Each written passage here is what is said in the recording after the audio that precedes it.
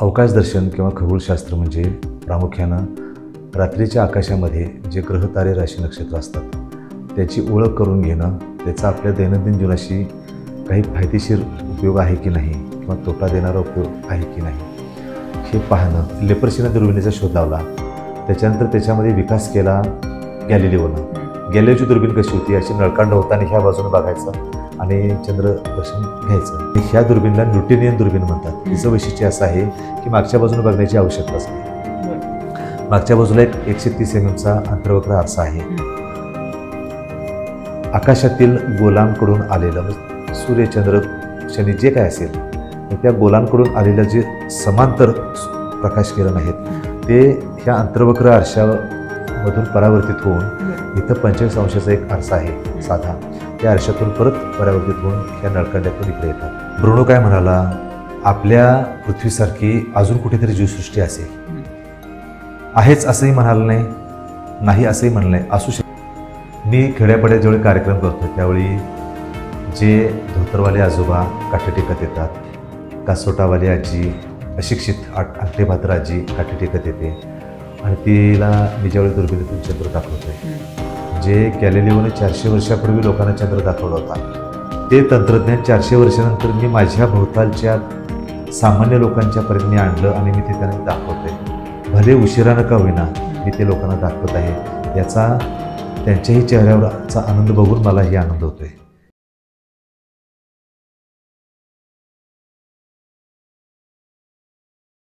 नमस्कार, मी निखिल कुंभार. कटकट या यूट्यूब चॅनलवर आपलं सगळ्यांचं स्वागत आहे. आज आपण भेटणार आहोत किरण गवळी यांना. जिल्हा परिषद कोल्हापूरमधून निवृत्त झालेली व्यक्ती अशी फक्त यांची ओळख नाही आहे, तर गेली 16 वर्ष झालं कोल्हापूर जिल्ह्यासह मुख्यतः महाराष्ट्रात ते अवकाश दर्शनाचा कार्यक्रम घेतात. 2008 साली सुरू झालेला प्रवास त्यांना 203 कार्यक्रमांपर्यंत घेऊन आला.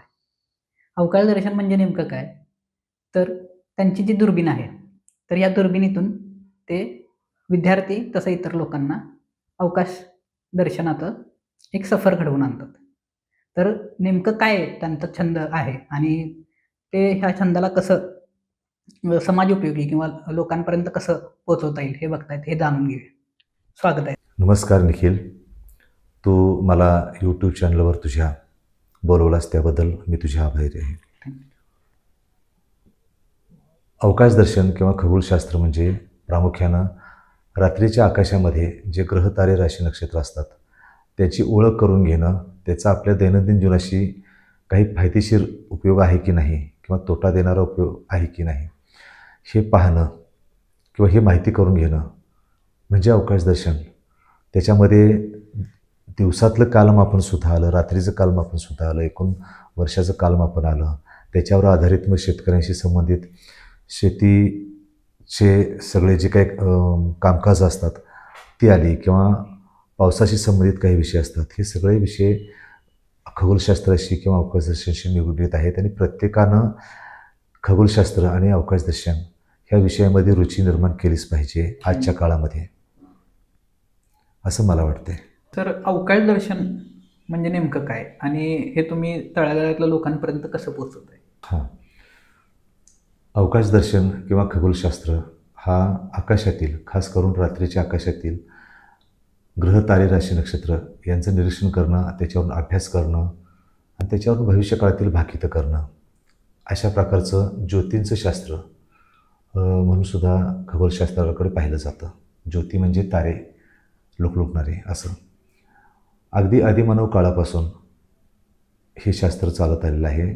किंबहुना इतर सर्व कलांचा किंवा शास्त्रांचा उगम होण्याआधी माणूस एकमेकाशी संभाषण करू शकत नव्हता, भाषा निर्माण झालेल्या नव्हत्या.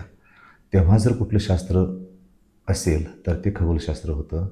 अगदी आदिमानव आपली शिकार करून, रात्रीच्या वेळी जेवणखाण करून, ज्यावेळी रिकाम्या वेळेत मनोरंजन म्हणून वर बघून आकाशातले ग्रह ताऱ्यांचं निरीक्षण करायचा आणि ते त्यानं ते भिंतीवर जवळजवळ 8000 वर्षापूर्वी परदेशातल्या गुहेमध्ये आदिमानवानं चंद्रसूर्यांच्या प्रतिमा रेखाटलेल्या आपल्याला बघायला मिळतात.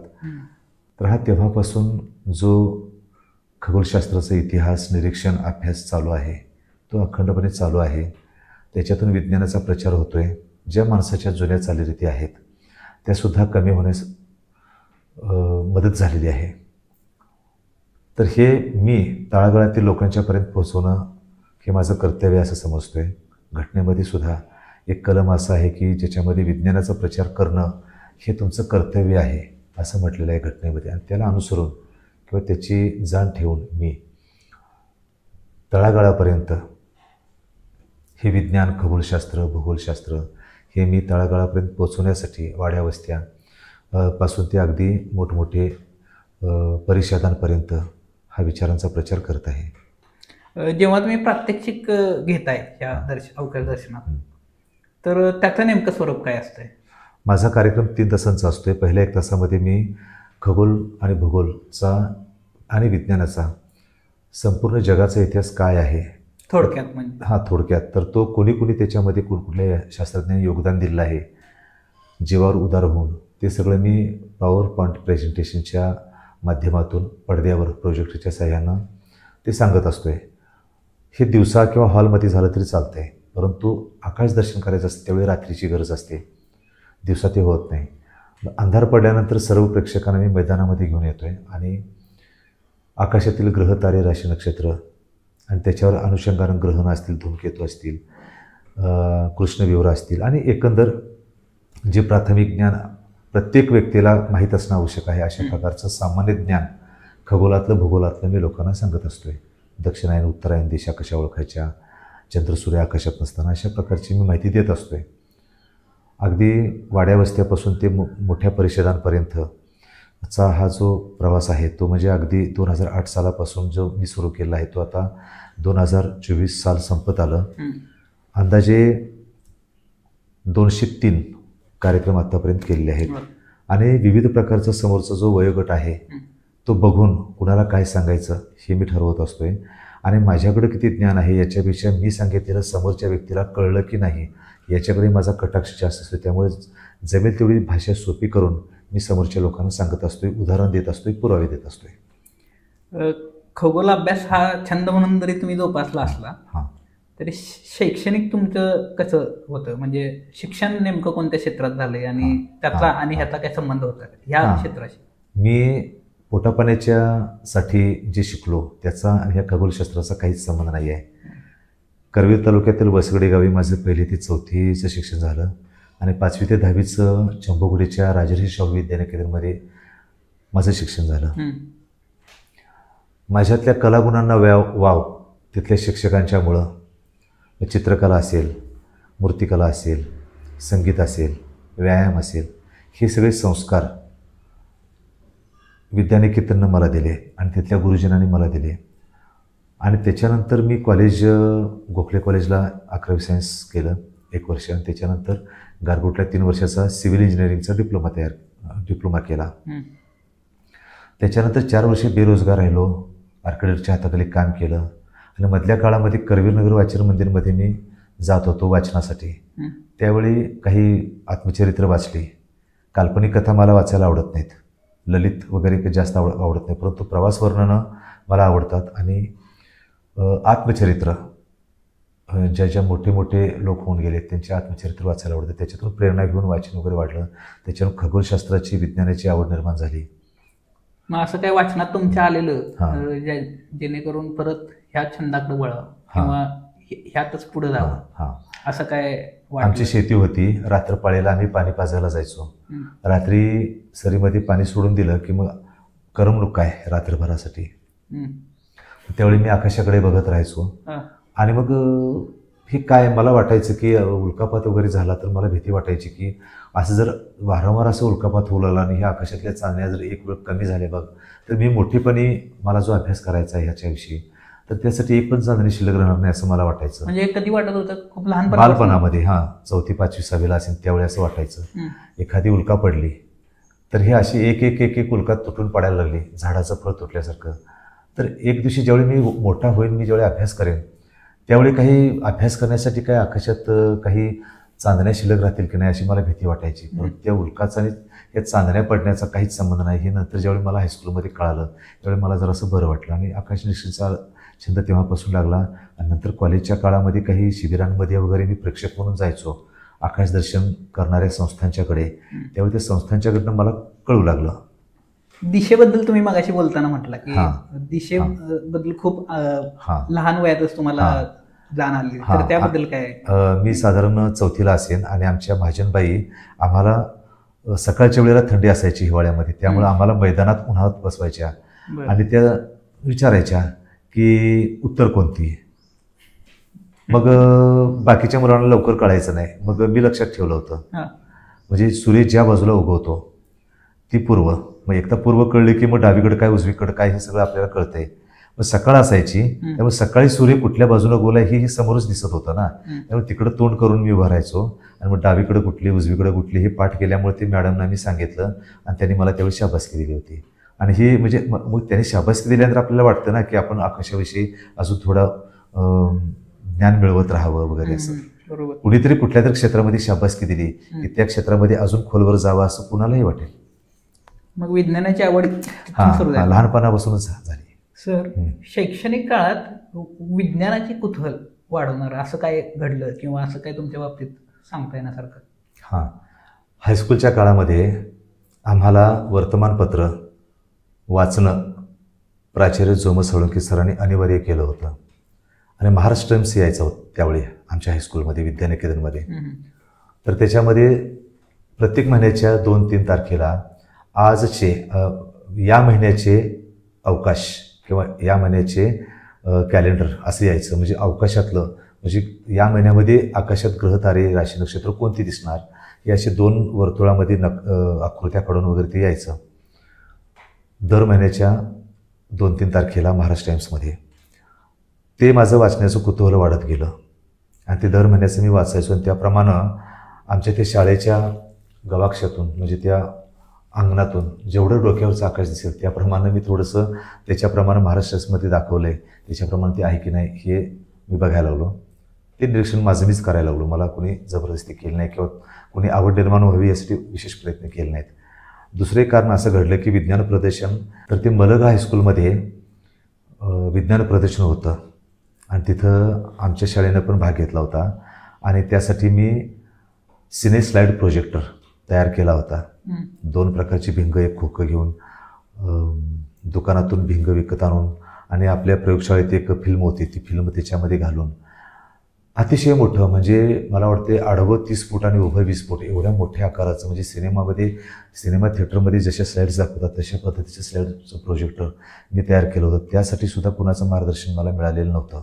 किंवा तू भिंगांची मांडणी अशी कर म्हणजे मग असं चित्र दिसेल असंही नाही. प्रयोग करत करत मी ते तशी रचना केली होती सिने स्लाईड प्रोजेक्टरची आणि ती यशस्वी झाली होती. आमचे पेडणेकर सर त्या प्रयोगावर खुश होते. त्याच्यानंतर त्यांनी मला बोटॅनिकल गार्डनचा प्रमुख करून टाकलं. मग त्याच्यानंतर मग ते कालांतराने बोटॅनिकल गार्डन जी होती शाळेची, त्या शाळेचा मला प्रमुख करून टाकलं सरांनी. आणि माझी जवळीक विज्ञानाचे शिक्षक पेडणेकर सर यांच्याशी असायचे. माझे काही प्रश्न असायचे ते मी सरांना विचारायचो. नंतरच्या काळामध्ये जसं वाचन वाढत गेलं तसतसं किंवा विविध प्रकारच्या संस्था आयोजन करायच्या आकाशदर्शनच्या कार्यक्रमाची, तिथे मी जाऊ लागलो कॉलेजच्या काळामध्ये वगैरे. आणि लोकांचं मी ऐकायला लागलो आणि ते लक्षात ठेवायला लागलो.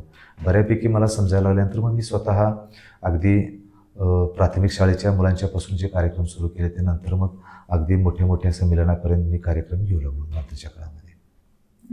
खगोल अभ्यासाच्या दृष्टिकोनातनं तसं महाराष्ट्रात बघायला गेलं लोणार सरोवराचं जे महत्त्व आहे ते अधोरेखित करण्यासारखं आहे. तर त्याबद्दल तर तुमचा एक अनुभव होता, तर तो तुम्ही सांगू शकता? लोणार सरोवराच्या बद्दल 1 तास बोलण्यासारखा विषय आहे, तरी पण मी तुला थोडक्यात सांगतो.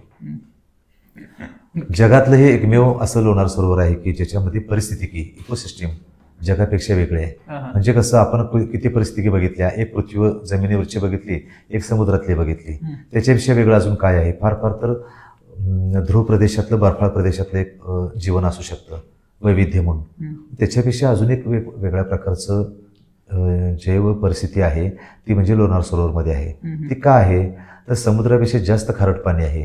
आता तेवढ्या अतिशय खारट पाण्यामध्ये समुद्रापेक्षा जास्त खारट कुठलं काहीच नाही आहे, अपवाद फक्त लोणार सरोवराचा. मग त्या खारट पाण्यामध्ये कोणकोणत्या प्रकारच्या अलगी, शेवाळं, सूक्ष्मजीव निर्माण होतात त्याच्यामुळे पाण्याचा रंग कसा बदलतो किंवा pH साका पाण्याचा कमी किंवा जास्त अल्कलाईन किंवा आम्लधर्मीय अशा प्रकारचा कसा होतो ह्याच्याबद्दलची निरीक्षणं केली. मी प्रत्यक्ष त्यासाठी अभ्यास करायलाच मी लोणार सरोवरला गेलो होतो. तो संपूर्ण परिसर मी फिरून बघितला, काही प्रयोग केले. तिथे मला आधी माहिती होतं. सुधाकर बुगदानींचं मार्गदर्शन घेतलं तिथल्या स्थानिक शिक्षकांचं. दैत्यसुदन मंदिरसुद्धा अतिशय सुरेख आहे. तळ्यामध्ये सरोवरामध्ये फिरत असताना काही चुंबकीय गुणधर्म असलेली दगडं मला मिळाली. पाण्याचे नमुने घेतले, दगडांचे नमुने घेतले आणि त्याच्यानंतर देश पातळीवरची भूगोल परिषद शहाजी कॉलेजमध्ये भरली होती. त्या परिषदेमध्ये फक्त प्राध्यापकांना, भूगोलाच्या प्राध्यापकांना फक्त प्रवेश होता आणि मी इंजिनिअरिंग क्षेत्रातला माणूस, मला त्यांनी प्रवेश नाकारला. तुम्हाला हे सादर करताना म्हटले तुम्ही कॉलेजचे प्राध्यापक नाही. मग मी विनंती करून तिथं प्रवेश मिळवला आणि तिथं मी माझं लोणार सरोवर ह्या विषयावरचं 1 तासाचं प्रात्यक्षिकाचं सादरीकरण केलं. तिथल्या लोकांना इतकं ते आवडलं, म्हणजे आयोजकांना पण आणि समोरच्या भूगोलच्या प्राध्यापकांना सुद्धा. त्याच्यानंतर महिना ते 2 महिने मी विविध गावच्या भूगोल कॉलेजमध्ये, जिथं भूगोल विषय शिकवला जातो अशा विविध गावच्या कॉलेजमध्ये मला आमंत्रण येऊ लागले आणि 1 ते 2 महिने जवळजवळ 15 ते 20 कॉलेजमध्ये मी फक्त लोणार सरोवर सांगत फिरत होतो.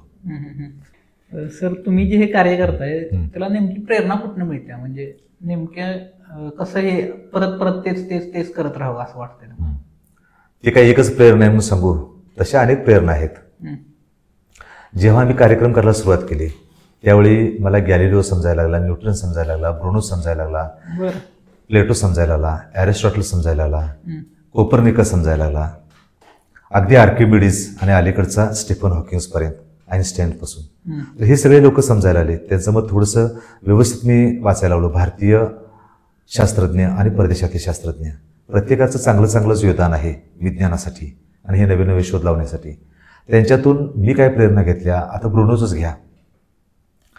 ब्रुनो काय म्हणाला, आपल्या पृथ्वीसारखी अजून कुठेतरी जीवसृष्टी असेल, आहेच असंही म्हणाल नाही असंही म्हणलं नाही, असू शकेल एवढं तो त्यानं भाकीत केलं. मग तेवढ्यासाठी मग ते बायबलच्या विरोधात होतं ना, मग धर्माच्या विरोधात बोलला म्हणून त्याला सांगितलं आम्ही तुला जिवंत जाळणार, परत एकदा तू तुझे शब्द मागे घ्यायला तयार आहेस का? तर ब्रुनो म्हणाला मी माझ्या शब्दावर ठाम आहे, तुम्ही माझं काय करायचं ते करा, पण मी माझ्या विचारांवर ठाम आहे. जेव्हा भविष्यकाळात माझं भाकीत खरं ठरेल त्यावेळी तुम्ही आत्ता माझं जे काही नुकसान करत आहात त्याचा पश्चाताप तुम्हाला होईल. आणि तसंच झालं. त्या लोकांनी धर्माच्या ठेकेदारांनी त्याला चौकामध्ये खांबाला बांधून त्याच्या अंगावर रॉकेल ओतून त्याला जिवंत जाळलं. ह्याच्यातून मी काय प्रेरणा घ्यायला पाहिजे? निदान जे खरं आहे त्याला खरं म्हणण्याचं तर माझ्यामध्ये धाडस निर्माण व्हायला पाहिजे. जे चुकीचं आहे ते चुकीचं पुराव्यानेशी सांगून बाबांनो हे करू नका, तुमचा तोटा आहे, हे तर मी सांगणं गरजेचं आहे. आणि हे मी सांगत असताना जसं ब्रुनोला त्रास झाला, गॅलिलिओला त्रास झाला. गॅलिलिओ तर नजर कैदेत होता आणि त्याचे डोळे काय गेले माहिती आहे का गॅलिलिओचे? तो सूर्याकडे बघायचा. आत्ता अलीकडे तंत्रज्ञान उपलब्ध झाले की ती मायलर फिल्म हे वगैरे, मग ते दुर्बिणीच्या तोंडाला लावायचं आणि मग ते बघायचं. त्यावेळी गॅलिलिओला माहीत नव्हतं, कारण तोच प्रयोग करणारा पहिला माणूस होता. अशा अनेक शास्त्रज्ञांनी केलं म्हणून आज आम्ही सुरक्षितपणे मायलर फिल्म लावून आम्ही सूर्याचं निरीक्षण करू शकतोय. हे कोणीतरी सांगितलं म्हणून, नाहीतर मी सुद्धा सूर्याकडे पाहत असताना दुर्बिणीला डोळा लावला असता, मी पण माझा डोळा गमावून बसलो असतो. परंतु मधल्या काळामध्ये बरीचशी संशोधनं झाली आणि जी गॅलिलिओच्या हातून चूक झाली तो आंधळा झाला. तशा चुका आमच्या हातून झालेल्या नाहीत. तर हे विज्ञान कधीही फायद्याकडे आणि प्रगतीकडेच घेऊन जात आहे. तर गॅलिलिओनं आपलं डोळे गमावले किंवा लोकांना शहाणपण सांगण्यासाठी किंवा त्याने बरेचसे शोध लावले आहेत, अवकाशातले पुरावे दिले आहेत आणि हे धर्माच्या ठेकेदारांना आवडलं नाही. त्यामुळे त्यांनी त्यावेळी त्याला शिक्षा केलेली आहे, नजरकैदेची असेल किंवा त्याच्या साहित्यावर बंदी आणली. त्याने विचारांचा प्रचार करत गावोगावी फिरू नये, दुर्बिणीतून चंद्र लोकांना दाखवू नये यासाठी त्याला त्याच्याच घरामध्ये नजरकैदेमध्ये ठेवलं. त्याच्यानंतर त्याच्या शिष्याने वगैरे त्याची पुस्तकं वगैरे नंतर प्रकाशित केली. हा भाग नंतरचा आहे. परंतु ब्रुनोकडून मी काय शिकावं, गॅलिलिओकडून मी काय शिकावं? ज्या शास्त्रज्ञाने त्यांच्या काळामध्ये धर्म आढावा येत होता विज्ञानाच्या, त्यावेळी धर्म बाजूला करण्यासाठी त्यांनी काय काय योगदान दिलं आहे. त्यावेळी हे सगळं मी बघितलं आणि त्याच्यातून मी अशी प्रेरणा घेतली की त्यांचं काम किंवा त्यांचा वारसा विचारांचा मी चालवणं हे माझं कर्तव्य आहे असं मला वाटायला लागलं. आत्ता सर बोलण्यात दुर्बीण आलीच आणि मगाशी बोलताना तुम्ही प्रोजेक्टरबद्दल बोलले. तर ही दुर्बीण, प्रोजेक्टर किंवा जे इतर साहित्य जे तुम्हाला अवकाश दर्शनासाठी लागतं ते कसं तुम्ही उपलब्ध केलं नेमकं? 2008 साली ही दुर्बीण मी खरेदी केली. ह्याच्यापेक्षा सुद्धा महागड्या आणि अत्यंत चांगल्या सुविधा देणाऱ्या दुर्बिणी आहेत, परंतु त्यावेळी माझ्या परिस्थितीप्रमाणे मी ती खरेदी केली. त्याच्यानंतर मी ज्यावेळी गावोगाव फिरायला लागलो त्यावेळी जे आयोजक असायचे, हायस्कूलचे, कॉलेजचे जे कोण असतील ते, तर तिथं प्रोजेक्टर उपलब्ध असायचा नाही. आणि मी विचारल्यानंतर ते म्हणायचे प्रोजेक्टर आहे. तिथे मी गेल्यानंतर तो आहे, परंतु त्याला लॅपटॉप नाही किंवा त्याची HDMI केबलच नाही, किंवा तो आम्ही बरेच दिवस झालं वापरलाच नाही, आता तुमच्या निमित्तानं आम्ही तो चालू करत आहोत आणि तो आता चालूच व्हायला तयार नाही, अशी अनेक विघ्न यायला लागली. त्यामुळे मी असे विचार केला की या कारणासाठी स्लाईड शो दाखवणं बंद व्हायला लागले किंवा रद्द करावं लागत आहे, असं अनेक वेळेला घडायला लागलं. त्यामुळे मी विचार केला की आपला स्वतःचा प्रोजेक्टर असावा. मग आपला मित्र बाळूमाळे आहे, त्याच्या मदतीनं, त्याच्या मार्गदर्शनाखाली साधारण 80,000 रुपये किमतीचा प्रोजेक्टर मी पगारातील पैसे साठवून खरेदी केला. दुसरा प्रश्न निर्माण असा झाला की तो प्रोजेक्टर मला गड किल्ल्यांच्यावर मला न्यायचा असेल आणि तिथं चालवायचं असेल, तिथं वीज नसेल, किंवा बऱ्याच वेळेला धनगरवाड्यांवर किंवा आश्रमशाळा वगैरे असतात तिथं जिथं वीज नाही अशा ठिकाणी मी जेव्हा कार्यक्रमाला जातोय त्यावेळी वीज नसेल तर तो प्रोजेक्ट कसा चालणार. मग तो बॅटरीवर चालवायचा. मग कोल्हापुरात बऱ्याच बॅटऱ्यांच्या दुकानांमध्ये, कंपन्यांमध्ये मी भटकंती केली. मला बॅटरी मला हवी तशी त्या ॲम्पियरची मला मिळायला तयार नव्हती. मग मी एकदा व्हॉट्सअपला जाहिरात टाकून दिली, BE इलेक्ट्रॉनिक्स झालेला कोणी असेल तर मला त्यांनी संपर्क माझ्याशी करावा. मग ते गावडे सर राजगुरुनगर पुण्याचे मला भेटले आणि त्यांनी मला मार्गदर्शन केलं आणि त्यांनी मला 6,000 ते 7,000 रुपयेपर्यंतची, म्हणजे विना मोबदला, ना नफा ना तोटा अशा पद्धतीनं मला त्यांनी बॅटरी 2 ते 2.5 तास चालेल अशी बॅटरी मला उपलब्ध करून दिली. आता माझ्याकडं बऱ्यापैकी साधनं आहेत. दुर्बीण आहे, प्रोजेक्टर आहे चांगल्या प्रतीचा, आणि बॅटरीसुद्धा आहे. त्यामुळे मी कुठेही वीज नसलेल्या ठिकाणी कार्यक्रम उत्तम रीतीने पार पडू शकतो कोणत्याही विघ्नाशिवाय. सर, आजच्या मुलाखतीसाठी तुम्ही खास दुर्बीण घेऊन आलाय, तर आमच्या प्रेक्षकांना तुम्ही नेमकं त्याचं कार्य थोडक्यात सांगू शकता का? चालेल. कसं आहे, सगळ्यात सुरुवातीला लेपर्शीनं दुर्बिणीचा शोध लावला. त्याच्यानंतर त्याच्यामध्ये विकास केला गॅलिलिओनं. गॅलिलिओची दुर्बीण कशी होती, अशी नळकांड होताना ह्या बाजूने बघायचं आणि चंद्र दर्शन घ्यायचं. त्यानं गुरुचे पण चंद्र वगैरे शोधून काढले. ते झालं गॅलिलियन दुर्बीण. असं बघायचे. त्याच्यानंतर त्याच्यात सुधारणा न्यूटननं केल्या आणि ह्या दुर्बीणला न्यूटनियन दुर्बीण म्हणतात. हिचं वैशिष्ट्य असं आहे की मागच्या बाजूने बघण्याची आवश्यकताच नाही. मागच्या बाजूला एक 130 mm अंतर्वक्र आरसा आहे.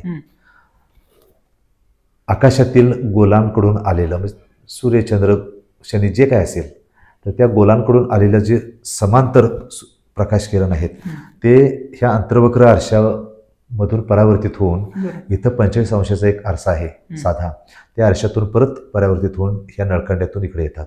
इथं नेत्रिका आहे, आयपीस. ह्याला आपण जर डोळा लावला तर आपल्याला व्यवस्थित जे काय आपण पाहतोय गुरु, शनी, चंद्र, ते सगळं व्यवस्थित आपल्याला दिसतंय.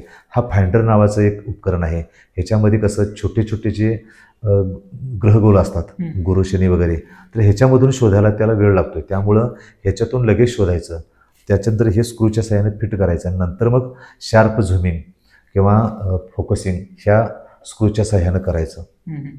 इथं फोकसिंग व्यवस्थित असं होतंय आणि अतिशय सुंदर पद्धतीनं चंद्रावरचे खळगे दिसतात, शनीची कडी दिसतात, गुरुग्रह आपल्याला हरभरा एवढा दिसतो, शुक्राच्या कला दिसतात, गुरुचे उपग्रह दिसतात, जे गॅलिलिओला दिसले होते ते सुद्धा ह्या दुर्बिणीतून दिसतात. आणि लोकांचं मनोरंजन पण होतंय, त्याच्यातून त्यांना ज्ञान पण मिळतंय. आणि शनीची साडेसाती पण मी सांगत असतोय. 8वा गुरु म्हणजे काय प्रकार आहे तेही सांगत असतोय. कडक मंगळाला घाबरू नये हे पण सांगत असतोय लोकांना. सर, अवकाश दर्शनच का किंवा हाच छंद का, आणि मग हा नेमकं सापडला किंवा काय म्हणतात त्याला, गवसला कसा हा छंद? मला विज्ञानाची आवड लहानपणापासून होती. जर मी खगोलशास्त्रामध्ये काम केलं नसतं तर कदाचित विज्ञान क्षेत्रामध्ये काम केलं असतं. काहीतरी शिकत राहायचं, काहीतरी वाचन करत राहायचं, काहीतरी शोधत राहायचं, असं मी केलंच असतं. योगायोगानं गड किल्ले पाहायची मला सवय आहे कॉलेजच्या जीवनापासून. गड किल्ले पाहत असताना काही संस्थांनी आकाशदर्शनचे कार्यक्रम आयोजित केलेले मी पाहिले. हे लोक जसं विज्ञानाचा प्रचार करतात तसं आपणही करूया असं माझ्या मनात यायला लागलं आणि त्यांचं मी एकाग्रतेनं ऐकू लागलो. त्यांनी जसं सांगितलं त्याप्रमाणे आणि याच विषयावरची खगोलशास्त्रावरची जयंत नारळीकरांची वगैरे अशी पुस्तकं वाचत वाचत मी माझं ज्ञान प्रगल्भ आणि अद्ययावत करत गेलो. आणि मग त्या ज्ञानाचा मग माझा आत्मविश्वास वाढत गेला. आणि सुरुवातीला मी सांगितल्याप्रमाणे की आधी लहान मुलं म्हणजे वाचनात लगडी काय शानी पद्धतीनं काही चुका झाल्या तर लहान मुलांच्यासमोर होतील, पण नंतर जसं जसं मुलं प्रश्न विचारू लागले हायस्कूलचे वगैरे तसं तसं मला अद्ययावत होणं त्या क्षेत्रामध्ये क्रमप्राप्त होतं. त्यामुळे मी अद्ययावत होत गेलो, वाचन करत गेलो विविध क्षेत्रातलं. आणि आता अशी परिस्थिती आहे की माझ्या कृतीप्रमाणे समोरच्या लोकांना मी प्रश्नांची उत्तरं देण्याइतपत माझी तयारी झाली आहे. सर, जेव्हा तुम्ही अवकाश दर्शनाचे कार्यक्रम घेताय शाळा किंवा इतर ठिकाणी, तेव्हा विद्यार्थी किंवा इतर लोक त्यांचा प्रतिसाद कसा असतो नेमका? प्रतिसाद एकंदर चांगला असतोय. समोरच्या लोकांचा वयोगट पाहून मी कुणाला काय सांगायचं, किती गहन सांगावं, किती सोपं सांगावं हे सांगत असतोय. आणि विषय कुठला जरी असला तर तो सोपा करून सांगणं, गोष्टी रूपानं सांगणं, अशा हातोटीमुळं लोकांना ते समजते, ऐकतात. आणि खगोलशास्त्रामध्ये आणि विज्ञानामध्ये लोकांना आवड निर्माण होते. आणि तिथून पुढे मी त्यांना सांगतो की तुम्ही निरीक्षण करत राहा. ते आज सांगितलं आणि विसरून गेलं असं नको आहे. मी जे सांगतोय ते दररोजचं निरीक्षण तुम्ही दिवसा पण आणि रात्री पण करत राहा, म्हणजे तुम्हाला याची आवड निर्माण होईल. एकदा काय झालं, इंटरनॅशनल स्कूलची पोरं बोरबेटला आली होती. साधारण 50-60 पोरं होती. आणि त्या शाळेची अशी ख्याती होती की त्या शिक्षकांनी त्या शाळेतल्या मुलांना काही बोलायचं नाही, रागवायचं नाही, शांत बसा असं फक्त गोडी गुलाबीत म्हणायचं. परंतु शांत मुलं नाही राहिली तरीसुद्धा त्यांना काही शिक्षा करायची नाही किंवा त्यांना रागावून सांगायचं नाही, अशा प्रकारची त्या शाळेची प्रथा होती.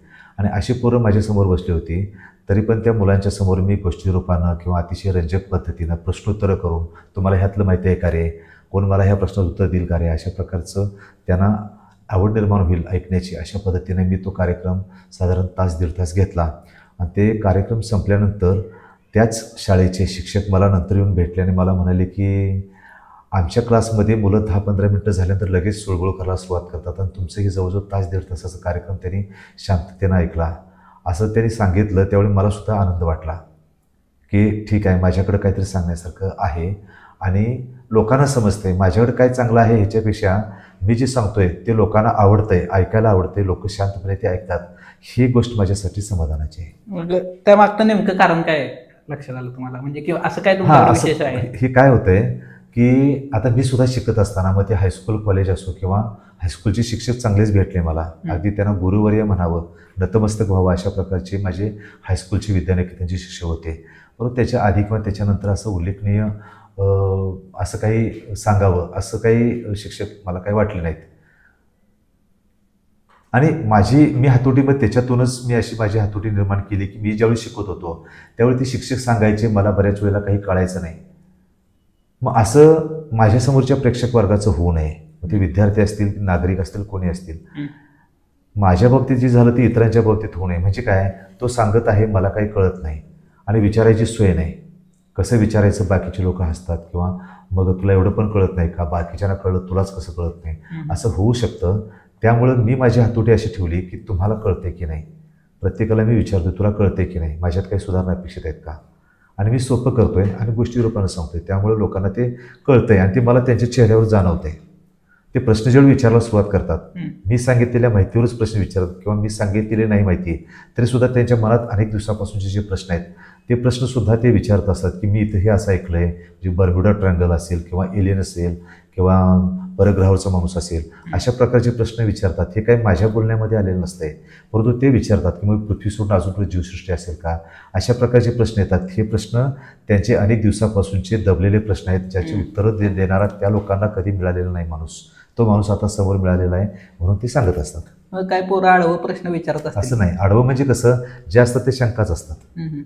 आडवं तिडवं असं कोणी बोलत नाही. जिज्ञासा त्यांच्यामध्ये असते आणि त्यांना खात्री वाटते की हा माणूस माझ्या प्रश्नाचं उत्तर देऊ शकेल याची त्यांना खात्री वाटते, म्हणून मुलं प्रश्नांचा भडीमार करतात कार्यक्रमामध्ये. उलट ते संयोजकांना किंवा शिक्षकांना सांगावं लागते, अरे वेळ संपत आली, आता तुम्ही थांबा, उरलेले प्रश्न तुम्ही त्यांना फोनवरनं विचारा.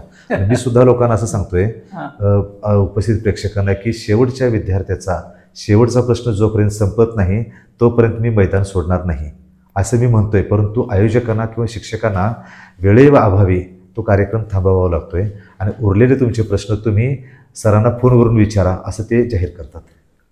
सर्रास आपण आजूबाजूला बघतोय परिसर किंवा हे सोडलं, पण असं कुतूहल वाढवणार काय आहे त्यातलं की जे तुम्हाला वाटतंय की एवढं एकाग्रतेनं किंवा एवढा वेळ ते सहन करून घेतात किंवा कुतूहल सहन करण्यापेक्षा मला काय म्हणायचं आहे की एवढा वेळ ते ऐकत बसलं कंटिन्यू 2-3 तास. हे 3 तास फक्त एका ठिकाणी बसून ऐकणं नसते. पहिल्या 1 तासामध्ये मी मगाशी सांगितल्याप्रमाणे संपूर्ण जगाचा खगोलाचा आणि भूगोलाचा इतिहास मी प्रोजेक्टरच्या सहाय्यानं पडद्यावर सांगत असतोय. हा एक विषय वेगळाच आहे. दुसरा विषय त्याच्यापेक्षा पूर्ण वेगळा आहे. सरळ मैदानात यायचं आणि मांडी घालून बसायचं आणि आकाशाकडे बघत बसायचं पूर्ण अंधारामध्ये. हा विषय त्याच्याविषयी वेगळा आहे. त्यामुळे हे सगळे वेगळे वेगळे टप्पे असल्यामुळं जरी 3 तास गेले तरी विषय वेगळे आहेत, जागा वेगळी आहे आणि सांगण्याची पद्धत वेगळी आहे. त्यामुळं लोक रमतात 3 तास. म्हणजे थोडक्यात बदल होत राहतोय. नंतर शेवटच्या अर्ध्या तासामध्ये आकाशदर्शन आहे दुर्बिणीतून. त्या प्रत्यक्ष ग्रहतारे राशी नक्षत्र हे अंधारातलं दाखवणं ओळखणं ह्याच्याविषयी वेगळा अनुभव म्हणजे प्रत्यक्ष चंद्र दुर्बिणीतून बघायचा आहे. त्याच्याविषयी हा वेगळा आहे किंवा स्लाइड शोपेक्षा वेगळा आहे. आणि त्याच्या नंतरचं जे प्रश्नोत्तर अर्ध्या तासाचे आहेत ती अर्ध्या तासाच्या प्रश्नोत्तरामध्ये वाटेल ते प्रश्न लोक विचारत असतात. म्हणजे खगोल भूगोल विज्ञान काय वाटेल ते विचारतात आणि माझ्या कृतीप्रमाणे मी त्यांना उत्तर देत असतोय. त्यामुळे वेळ कसा निघून गेला कळतच नाही.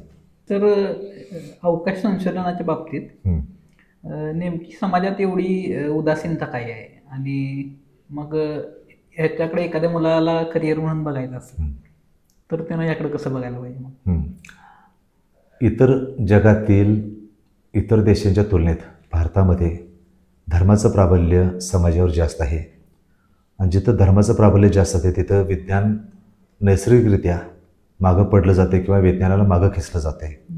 आणि हीच भारतातली वैज्ञानिक जाणीवा कमी असण्याची कारणं आहेत. मग ती विज्ञान असेल, भूगोल असेल, खगोल असेल किंवा इतर विज्ञानाचे जे बरेचसे अवकाश संशोधनाचे शाखा वगैरे असतील हे सगळं भारतामध्ये कमी का आहे किंवा भारतामध्ये शोध कमी लागतात इतर देशांच्या तुलनेत. त्याची ही कारणं हीच आहेत की भारतीय माणूस धर्माला जास्त चिकटून बसलेला असल्यामुळं आणि धर्माला विज्ञानाचा वावडा असल्यामुळं ते विज्ञानाकडे वळत नाहीत आणि त्यामुळं विज्ञानाबद्दल खगोलाबद्दल सामान्य जनांच्या मध्ये आणि शिकलेल्या लोकांच्या मध्ये सुद्धा उदासीनता आहे. आता या पार्श्वभूमीवर मी लोकांना ज्यावेळी खगोलीय घटना असतात, सूर्यग्रहण चंद्रग्रहण असतात, त्यावेळी मी वर्तमानपत्रामध्ये बातमी देतोय. लोकांना उंच ठिकाणी शहराच्या बाहेर वगैरे बोलवून घेतोय. थोडी लोक येतात, जास्त लोकांनी यावर्षी अपेक्षा असते पण लोक थोडे येतात. कार्यक्रम जे मी करतोय शाळा कॉलेज शिबिरांमध्ये ते सुद्धा कार्यक्रम मी विनामूल्य करत असतोय जेणेकरून लोकांनी मला मोफत आहे म्हणून तरी बोलवावं. आणि लोक काही त्याचा फायदा घेतात, लोक बोलवतात. पण बरेचसे आयोजक खास करून शिक्षक वगैरे यांची विचारसरणी अशी असते की 6 वाजल्यानंतर मी शाळेचा नाही किंवा माझा शाळेचा काही संबंध नाही आहे आणि माझा तर खेळ रात्रीच आले.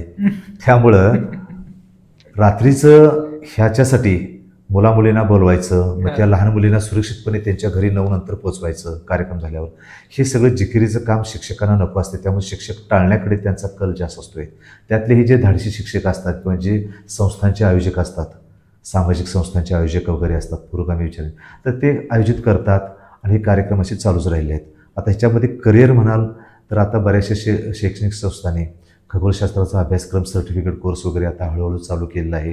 ह्याच्यामध्ये जे लोक करिअर्स म्हणजे ॲस्ट्रोफिजिक्स वगैरे घेऊन जे लोक शिकत असतात मुलं, तर त्यांना विविध वैज्ञानिक संस्थांमध्ये भारतातले असतील किंवा परदेशातले असतील तिथं त्यांना वाव आहे आणि इथून पुढं हा वाव वाढत जाणार आहे. कारण बऱ्याच ठिकाणी आता ऑब्झर्वेटरी चालू झालेल्या आहेत, वेधशाळा आणि विज्ञानाच्या पण काही संस्था सुरू झालेल्या आहेत. पुण्यामध्ये तर 3-4 संस्था आहेत, कोल्हापुरात पण आता उदयास येतील, इतर शहरांमध्ये पण येतील. तर त्या संस्थांमध्ये असे विशिष्ट प्रकारचं शिक्षण घेतलेल्या लोकांची गरज भासणार आहे. त्यामुळं करिअर संधीसुद्धा शैक्षणिक संधी पण आहेत आणि करिअर संधीमध्ये सुद्धा चांगल्या प्रकारच्या खगोलशास्त्रामध्ये आहेत. खगोलीय ज्या संस्था आहेत किंवा खगोल अभ्यासाच्या रिलेटेड काम करणाऱ्या संस्था आहेत त्यांची काय अवस्था आहे आता? सुरुवातीला कोल्हापूरचं सांगतो, नंतर महाराष्ट्रात सांगतो.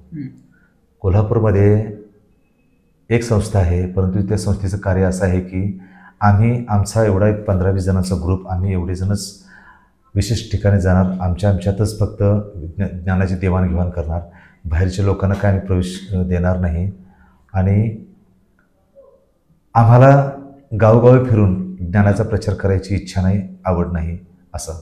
आम्ही आणि आमचा 15-20 जणांचा ग्रुप बस. ज्या वेळी खगोलीय घटना घडतील त्यावेळी ते विशेष ठिकाणी जातात आणि ते कामं करतात, म्हणजे त्या ग्रुपपुरतंच कार्यमर्यादित आहे. दुसरी अशी एक संघटना आहे, त्या संघटनेचे प्रमुख फी लावून कार्यक्रम करतात. रात्रभरासाठी असेल किंवा मध्यरात्रीपर्यंत असेल. ते काही कार्यक्रम बिना जेवणाचे असतात, काही कार्यक्रम जेवणासह असतात. मग त्यानुसार ती फी ठरते आणि त्यानुसार ते कार्यक्रम घेत असतात. मग खगोलीय घटना ज्या घडणार असतील त्याच्या अनुषंगानं किंवा खगोलीय घटना घडणार नसतील तरी ते आकाशदर्शनचे कार्यक्रम घेत असतात. मग ते फी लावून घेतात आणि ती फी सर्वसामान्य गरीब लोकांना ती परवडण्यासारखी नसते. हे झालं दुसऱ्या संघटनेबद्दल. आणि आता तिसरा जो मी आहे, मी माझी काही संघटना नाही आहे, मी सगळ्यांच्यात मिसळतो आहे. पुरोगामी प्रतिगामी जे लोक असतील त्या सर्व लोकांच्यामध्ये मी मिसळतो आहे. विशिष्ट विचारसरणीच्या लोकांच्याकडेच मी जाणार असं काही माझं नसतं आहे. त्यामुळे डावे उजवे कोणी, मला मध्यस्थी कोणीही चालतो, चांगला वाईट कोणीही माणूस चालतो. कारण माझा संबंध विद्यार्थ्यांशी आहे.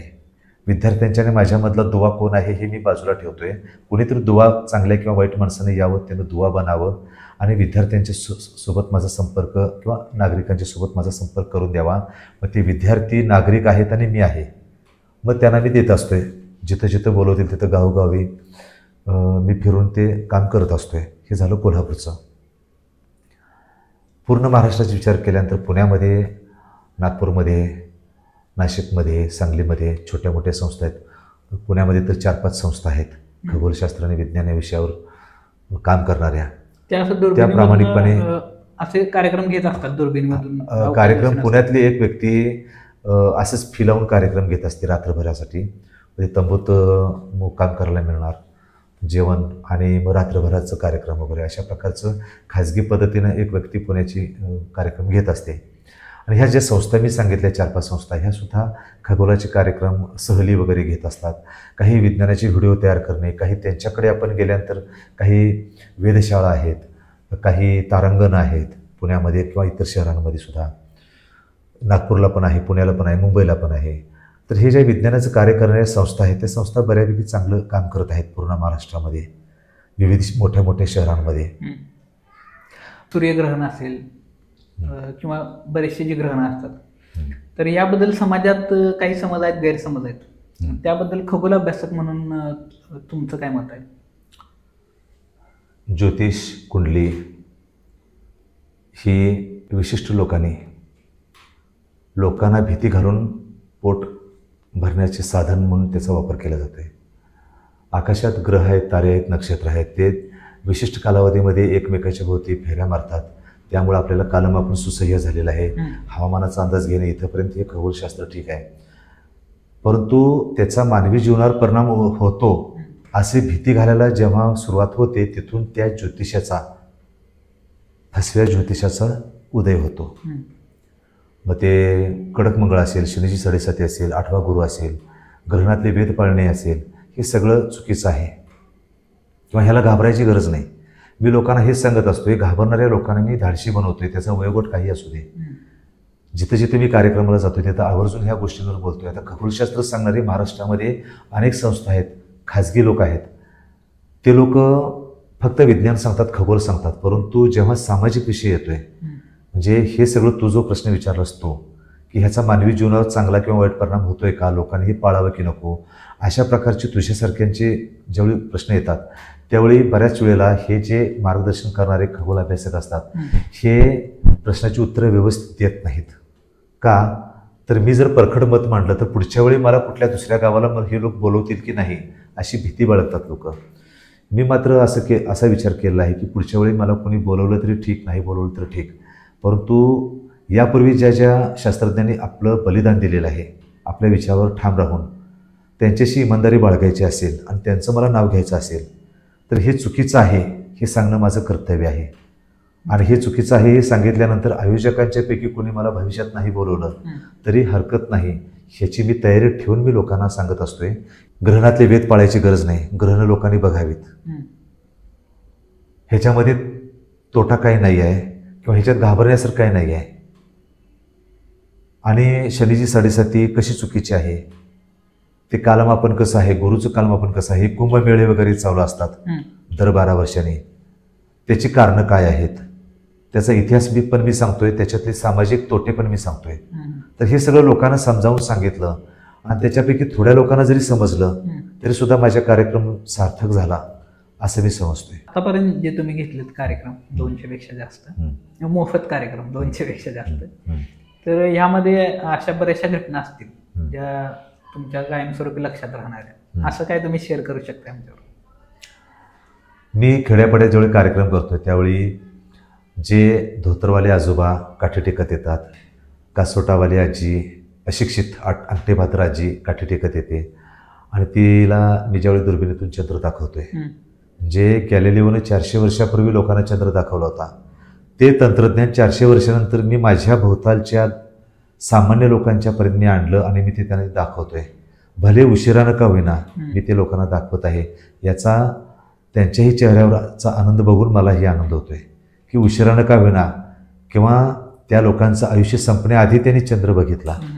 तरुण पिढी तर बघतच आहे, इथून पुढे बघत राहील, परंतु जे उतरतीला लागलेले ज्येष्ठ नागरिक आहेत त्यांनी चंद्र बघितला. ते बघितल्यानंतर त्यांचे अभिप्राय, त्यांच्या चेहऱ्यावरचा हास्य बघून मलाही आनंद होतोय. ह्या सगळ्या छोट्या छोट्या अविस्मरणीय घटनाच आहेत ज्या आनंददायक आहेत त्या, म्हणजे किंवा माझं श्रमपरिहार करणाऱ्या. आणि उल्लेखनीय गोष्ट सांगायची म्हटलं तर प्रसिद्ध साहित्यिक डॉक्टर प्राध्यापक साळुंखे सर, इतिहास संशोधक, त्यांची सांगता येईल. येवतेश्वर या गावी साताऱ्याच्या शेजारी कास पठारकडे जाताना येवतेश्वर गाव लागते, तिथं सरांना सहभागी होता यावं यासाठी सरांना इकडं न बोलवता सरांच्या सोयीचं गाव येवतेश्वर, तिथं मी कार्यक्रम आयोजित केला होता तिथल्या नागरिकांना, सरपंचांना घेऊन. आणि तिथं साळुंखे सरांना मी तिथं आमंत्रित केलं होतं. ते त्या कार्यक्रमाचे प्रमुख पाहुणे होते. त्यांनी माझा कार्यक्रम संपल्यानंतर त्यांनी स्वतःहून येऊन मला मिठी मारली, कारण मी त्यांचं ते इतिहासात लोकजागृती करत होते, मी विज्ञानात लोकजागृती करतोय, त्यांचा आणि माझा मार्ग एकच आहे. आणि ते इतके त्यांना आनंद झाला की त्यांनी स्वतःहून येऊन मला मिठी मारली. आणि त्याच्यानंतर मी ज्यावेळी तो कार्यक्रम संपल्यानंतर बाहेर मैदानात आम्ही आलो आणि दुर्बिणीतून सरांना मी चंद्र दाखवला, त्यावेळी तर ते हसायलाच लागले. खरं म्हणजे ते पावसाळी दिवस होते, मे अखेरीचे, आणि तरीही ढग बाजूला झाले आणि त्यांनी व्यवस्थित चंद्र बघितला. चंद्र बघितल्यानंतर ते हसायलाच लागले. आणि तो धागा पकडून मी त्यांना म्हटलं, सर तुमचं चंद्राच्या चांदण्यात भिजायचं राहून जाऊ नये म्हणून मी हा कार्यक्रम तुमच्यासाठी आयोजित केला होता. हे वाक्य पण ऐकून ते म्हणले, तृप्त झालो म्हणाले, आणि तेही खुश झाले, हसायलाच लागले. हा माझ्यासाठी अतिशय अविस्मरणीय असा प्रसंग आहे. तर तुम्ही आज आपल्या चॅनलवर आलात आणि ही जी माहिती आम्हाला दिलीत त्याबद्दल मी पहिल्यांदा तुमचा आभारी आहे. आपल्या छंदाचं कसं समाज उपयोगी काम होऊ शकतंय किंवा आपल्या छंदामुळे इतरांना कसा फायदा होऊ शकतोय याचं तुम्ही खरंच मूर्तिमंत उदाहरण आहे. आणि तुम्ही आलात, ही सगळी माहिती दिलीत, त्याबद्दल तुमचं मनपूर्वक मी आभारी आहे. सामाजिक, राजकीय आणि सांस्कृतिक क्षेत्रात अशी बरेच लोक काम करत असतात, पण त्यांच्या कामाबद्दल आपल्याला माहीत नसते किंवा आपण तिथंपर्यंत पोचलेलो नसतोय. तर अशा बऱ्याच नवीन लोकांना आपण या माध्यमावर आणण्याचा प्रयत्न करणार आहोत. तर असेच नवीन कंटेंट पाहण्यासाठी आपला चॅनल लाईक करा, शेअर करा आणि सबस्क्राईब करा.